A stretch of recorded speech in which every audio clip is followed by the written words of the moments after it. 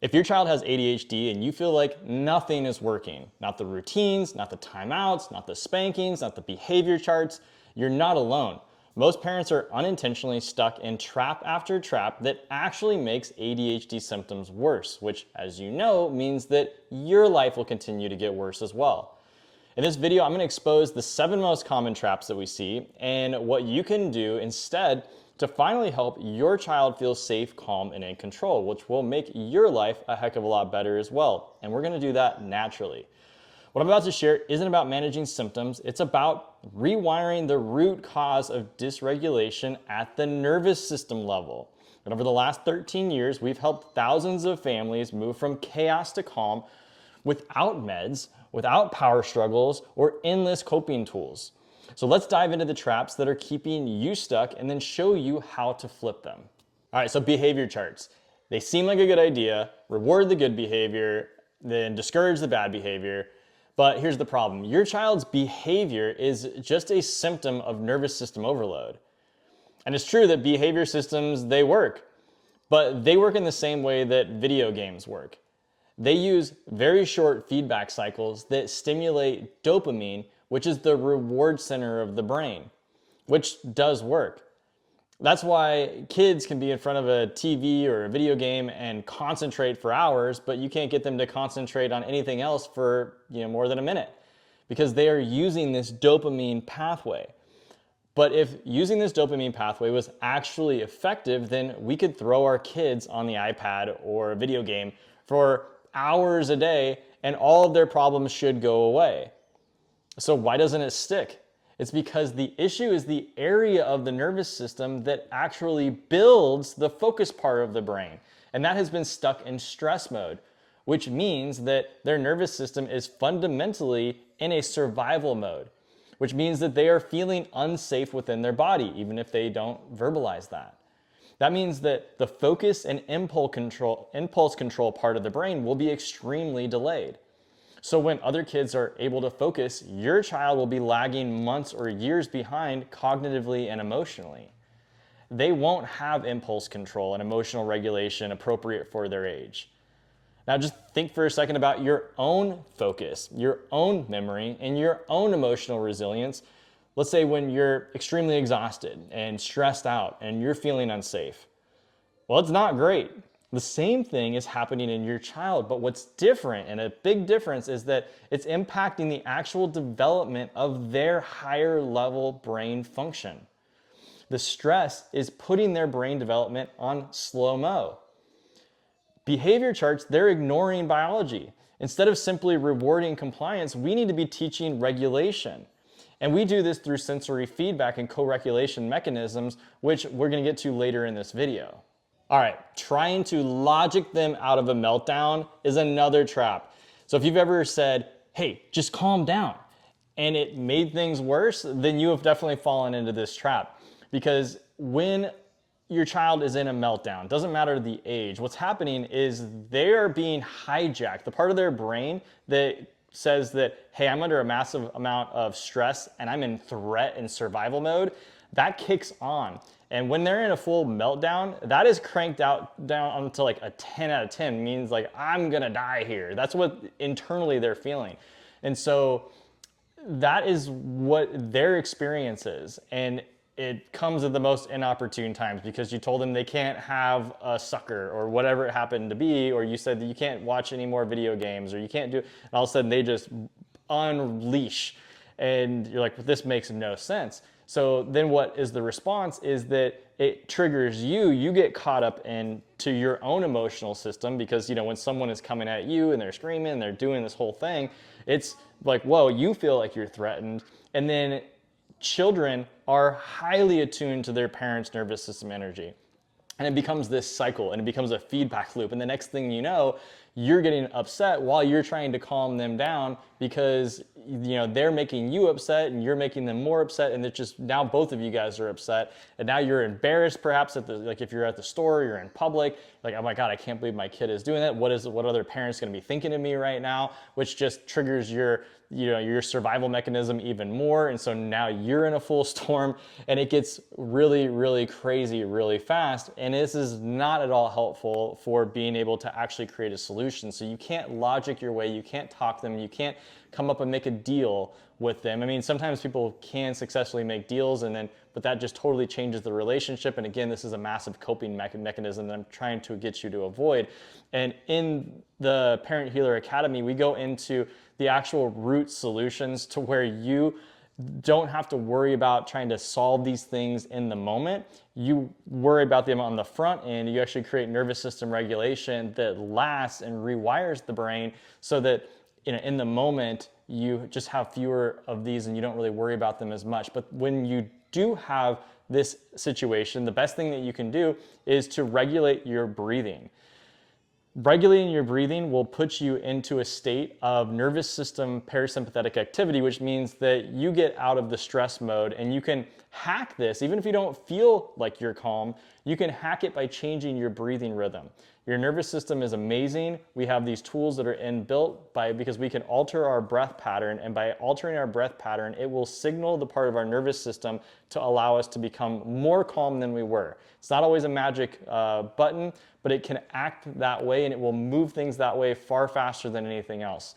So breathing for 4 seconds in and 6 seconds out, or 4 seconds in and 8 seconds out, where you exhale much longer than your inhale, signals your brain to calm down that part of your nervous system that says, hey, we're in fight or flight, stressed out, crazy mode right now.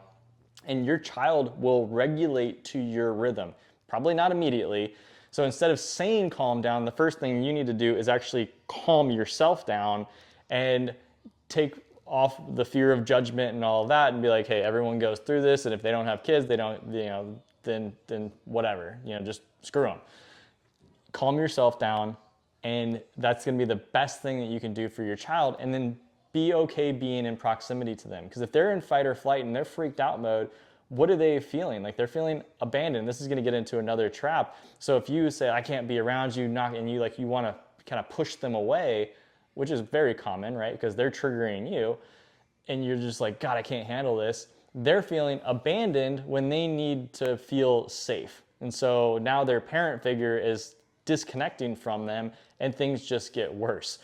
So this is a very, very, very common scenario that so many parents that we worked with deal with every single day. And it is traumatic, and there's patterns to this. And so I understand that just talking about breathing may not sound like it's a big deal, but if you can actually remember to do this in the moment, it will be a game changer for you. Another trap is thinking that it's just about focus. ADHD isn't just about attention. This is nervous system dysregulation at its root cause. There's a lack of safety in the nervous system that is not allowing appropriate development of higher level cognitive brain function that allows impulse control, that controls attention, focus, and memory, and as well as emotional regulation. This is not just an attention thing. So if your kid is zoning out, they're kind of bouncing around, this is because it's a stress response in their body, and they don't have any other way to deal with it, which is why we allow toddlers to get away with, not sitting still and kind of being fidgety and running around because it's appropriate for their age. But an 8-year-old in class who can't sit still, and he's getting up and running around, or she's jumping and interrupting and talking out of turn, nonstop, becomes disruptive in that environment because they are emotionally and higher level brain-wise acting similar to a significant delay that's appropriate for a younger age, but not appropriate at the same age. So when we look at thinking that it's just about focus and doing things to try to help to direct focus the same way that you would with anybody else that doesn't have these types of issues, it's not going to work. And so that's a major trap. You got to focus on regulating the nervous system first at the root level, and then when you can create safety in the nervous system, then you'll actually allow these pathways to be built, so the brain will actually just start to come back online. And now you're actually allowing this to solve itself at a root level, because the brain is going to develop, even in ADHD kids, it's going to develop. It's just going to be delayed and much more impaired compared to everybody else. So you want to be able to catch that up. And the best way to catch that up is to create safety in their nervous system at a root cause and put, gasoline to that safety in a way, so that we can amplify that and really move them through, so that there's nothing inhibiting their higher level faculties coming online. All right, this next trap I see all the time, especially in older kids. It's timeouts. So here's the skinny on timeouts. In the moment, obviously a timeout's like, okay, you broke the rules, you are acting totally misbehaving, you're acting out, you're acting crazy.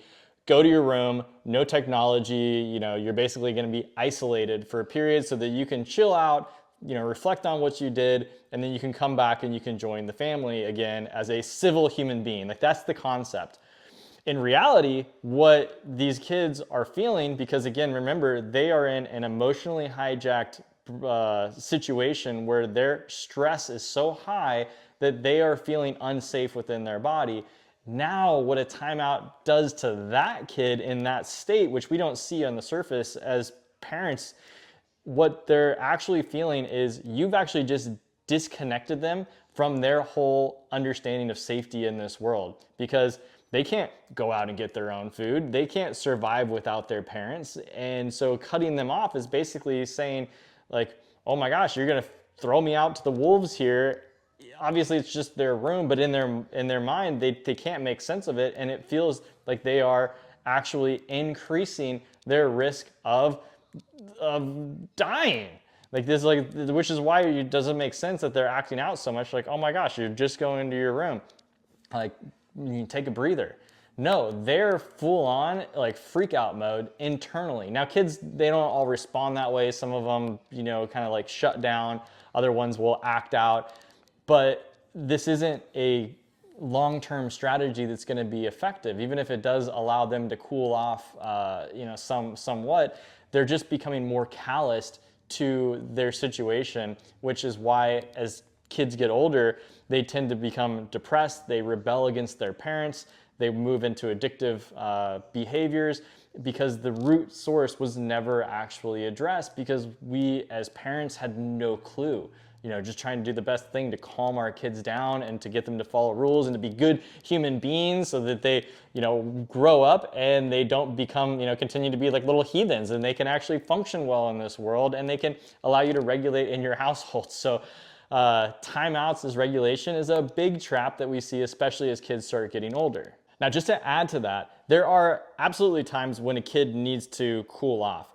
The best way to do it is to get them into a quiet area and you be in there and you're co-regulating with them. When we talked about the breathing stuff, that's what you're gonna be doing. You're gonna be doing your 4-6 breathing pattern nearby them. You don't have to be right over their shoulder, but just in that same room, so that they can get that quiet, lack of stimulation, calming down, even if they're all upset and mad at you, that you're still nearby them, right? So they can co-regulate to your energy. And that's gonna be far better than a timeout where they're isolated from you and the rest of the family. Now, before we get into the next trap, which is extremely important, if you haven't already subscribed to the channel, go ahead and subscribe to the channel right now.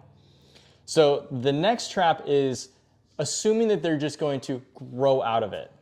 Look, unhealed nervous systems, those patterns, they don't just disappear. What happens is the brain is continuing to grow and evolve, even if your kid has ADHD and their system is under stress. It's just going to be blunted and slowed down compared to their peer group. So what that means is that things are going to evolve and it shifts. So that starts to look like, as they get older, they have anxiety. Things just don't make sense why they're all stressed out about it. It's going to show up as learning disorders, challenges with, challenges in school. It's also going to start to show up possibly as addiction, or it could also start to show up as avoidance types behaviors. So the big thing to understand is that don't just assume because they don't have the same level of extreme hyperactivity that as they start getting older that, oh, they outgrew it. No, they're still having the same thing that's swirling and going on underneath the surface, and it's just causing totally different issues. And that same swirling type of issue also leads to other long-term chronic health issues as they get older that go beyond the behavior stuff that we're talking about here. Sometimes the thing that works is the thing that will stop us from being able to seek a better solution. And that is thinking that more structure is going to give you more control. Well, structure helps until it becomes a cage. And it basically cages off your life as the parent, because the structure helps an ADHD kid because they don't have pre-planning abilities, because that part of their brain isn't online or is far delayed for their peer group. And they also don't have impulse control. So there's different things that are often advised, which is, behavior charts, making sure that you do the same thing every single day, that you're constantly reminding them over and over and over again, that you're following up with reward structures after they do something, so you're basically driving that dopamine response, which doesn't actually create long-term sustainability or long-term change, but it helps in the moment to create structure. But here's the thing, what happens when that structure is gone? They don't maintain it, they devolve right back to where they were, because they are requiring this scaffolding from you as a parent on managing their every aspect of life, or in school from a teacher being able to do this. So it's constantly requiring an outside-in influence to create structure and hold accountability for them to be able to do these things, because they can't do that themselves. So this is very disempowering to the kid, and it's also disempowering to you, because you now have to create this rigid structure, and it is very rigid because you can't back off of it. Because when you do, your household erupts into the chaos that you were seeking structure for in the first place. And it also then you start putting that structure on your spouse, and you also start putting that structure on your kids and your other kids that may not have these types of issues. And obviously, structure is good, and for sure structure is good, predictability is good, but to the level at which it's required in an ADHD kid, that's intense. So why not go to the actual root source? And when we get to the root cause and we actually allow the stress to come off the system by creating safety inside of their body, then you don't have to worry about the same level of structure anymore. So that's a trap, because it stops you from looking for further solutions, because you're like, okay, well, this is managing, but it just totally is disruptive for your life. Now, the last trap is trying to do it all yourself. Most parents are burnt out because the system is telling them to manage their child's dysregulation 24/7. You're constantly going to be preparing for them or in reaction to them. But what if you could retrain your child's system so that it doesn't need to be managed constantly? Instead, what you can do is you could get support. You could actually learn the tools that work at the root cause. Because if even one of these traps felt familiar, you're not alone. And the good news is you're definitely not stuck. Because inside the Parent Healer Academy, we walk you through step by step through our nervous system reset method, so that you can stop managing the symptoms and actually help your child heal without guesswork, no chaos, and no more doing it all alone. So if you want the real roadmap, then click the link below to join us. You've got this, and we've got your back. And if you want to keep learning, then watch our next video right here.